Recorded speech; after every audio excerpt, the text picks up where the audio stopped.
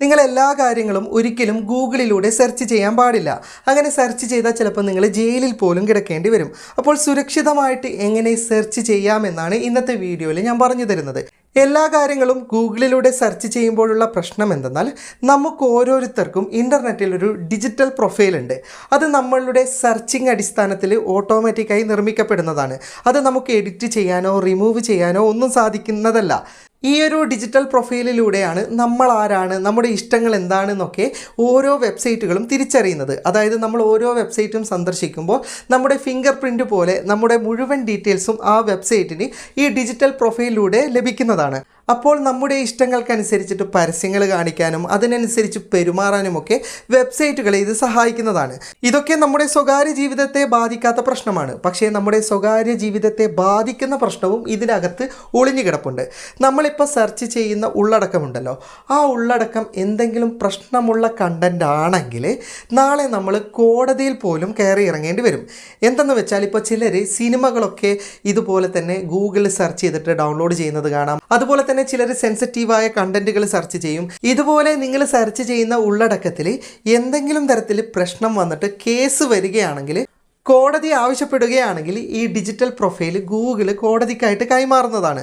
അതിലൂടെ നമ്മുടെ ജീവിതത്തിലും ഇത് പ്രശ്നങ്ങൾ ഉണ്ടാക്കാൻ സാധ്യതയുണ്ട്. അപ്പോൾ ഇതിനായിട്ട് നിങ്ങൾക്ക് സുരക്ഷിതമായിട്ട് എങ്ങനെ സെർച്ച് ചെയ്യാമെന്നുള്ള കാര്യം വീഡിയോയിൽ പറഞ്ഞു തരാം. വാർത്തകളിലൊക്കെ കണ്ട ഒരു വിഷയത്തിൻ്റെ നിജസ്ഥിതി അറിയാൻ വേണ്ടിയിട്ട് ചിലർ ഗൂഗിളിൽ സെർച്ച് ചെയ്യാൻ പാടില്ലാത്ത കാര്യവും സെർച്ച് ചെയ്യാറുണ്ട്. അതൊക്കെ നമ്മുടെ ഡിജിറ്റൽ പ്രൊഫൈലിലേക്ക് സേവായി കിടക്കുമെന്ന് തിരിച്ചറിയാത്തവരാണ് ഭൂരിഭാഗം ആൾക്കാരും. അപ്പോൾ അത്തരം ആൾക്കാരെ സഹായിക്കാൻ വേണ്ടിയിട്ട് മാത്രമാണ് ഞാൻ ഈ ഒരു ആപ്ലിക്കേഷൻ പരിചയപ്പെടുത്തുന്നത്, അല്ലാതെ ഇല്ലീഗൽ കാര്യങ്ങൾ ചെയ്യാൻ വേണ്ടിയിട്ടല്ല.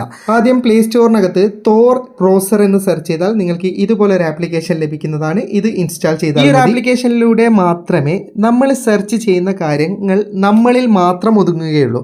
അതായത് ഒരു തേർഡ് പാർട്ടി ആപ്ലിക്കേഷനോ ഗൂഗിളിനോ നമ്മുടെ ഡിജിറ്റൽ പ്രൊഫൈലോ ഒന്നും തന്നെ നമ്മൾ ആ സെർച്ച് ചെയ്ത കാര്യങ്ങൾ സേവായി കിടക്കുന്നതല്ല. അപ്പോൾ ഈ ആപ്ലിക്കേഷൻ നിങ്ങൾ ഇൻസ്റ്റാൾ ചെയ്തിട്ട് ഓപ്പൺ ചെയ്തിട്ട് ഇവിടെ ഒരു ബട്ടൺ ഉണ്ട്. ആ ബട്ടൺ ഒന്ന് ഓൺ ചെയ്ത് കൊടുക്കുക.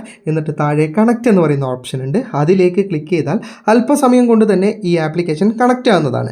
കണക്റ്റ് ആയി കഴിഞ്ഞാൽ നിങ്ങൾക്ക് താഴെ ഒരു സെർച്ച് ബാർ കാണാൻ സാധിക്കുന്നതാണ്. ആ സെർച്ച് ബാറിൽ നിങ്ങൾക്കിതാ DuckDuck.com ഒരു ഐക്കൺ കാണാൻ സാധിക്കും. നിങ്ങൾ ഗൂഗിളിൽ സെർച്ച് ചെയ്യുന്നതിന് പകരം ഇനി മുതൽ ഇത്തരം കാര്യങ്ങൾ, നിങ്ങൾക്ക് അറിയാൻ ആഗ്രഹമുള്ള കാര്യങ്ങൾ ഇതിൽ നിങ്ങൾക്ക് സെർച്ച് ചെയ്യാൻ സാധിക്കുന്നതാണ്. ഇതിലൂടെ സെർച്ച് ചെയ്യുന്ന കാര്യങ്ങൾ ഈ ആപ്ലിക്കേഷനും അതുപോലെ തന്നെ ഈ DuckDuckGo എന്ന് പറയുന്ന വെബ്സൈറ്റും എവിടെയും സേവ് ചെയ്യുന്നതുമല്ല, ആരുമായിട്ട് ഷെയർ ചെയ്യുന്നതുമല്ല. നമ്മൾ അന്ന് സെർച്ച് ചെയ്ത കാര്യം അവിടെ അങ്ങ് തീർന്നു.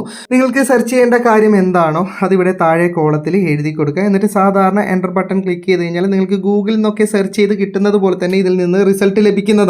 സെർച്ച് ചെയ്ത വിഷയവുമായി സാധാരണ വെബ്സൈറ്റുകൾ കാണിക്കുന്നത് പോലെ തന്നെ നമുക്ക് ഇതിനകത്ത് നിന്ന് എല്ലാ വിഷയങ്ങളും കാണിക്കുന്നതാണ്. പക്ഷേ DuckDuckGo എന്ന് പറയുന്ന സൈറ്റിലൂടെയാണ് ഇത് സെർച്ച് ചെയ്യപ്പെടുന്നത്.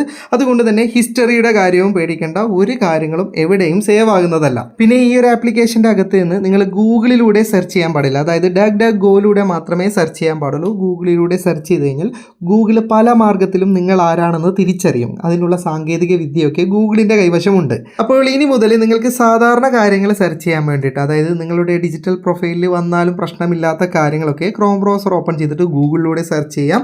നിങ്ങൾക്ക് നിങ്ങളുടെ ഡിജിറ്റൽ പ്രൊഫൈലിൽ വരുന്നതിൽ ബുദ്ധിമുട്ടുള്ള കാര്യങ്ങൾ നിങ്ങൾക്ക് ഈ ഒരു ആപ്ലിക്കേഷനകത്ത് നിന്ന് DuckDuckGoയിലൂടെ സെർച്ച് ചെയ്യാം. തോർ ബ്രൗസറിനകത്ത് നിങ്ങളുടെ യാതൊരു തരത്തിലുള്ള അക്കൗണ്ടും സൈൻ ഇൻ ചെയ്യാൻ പാടില്ല. മറ്റുള്ള വെബ്സൈറ്റിൽ പോയിട്ട് നിങ്ങളുടെ മെയിൽ ID കാര്യങ്ങളോ അങ്ങനത്തെ ഒന്നും ഉപയോഗിക്കാൻ പാടില്ല.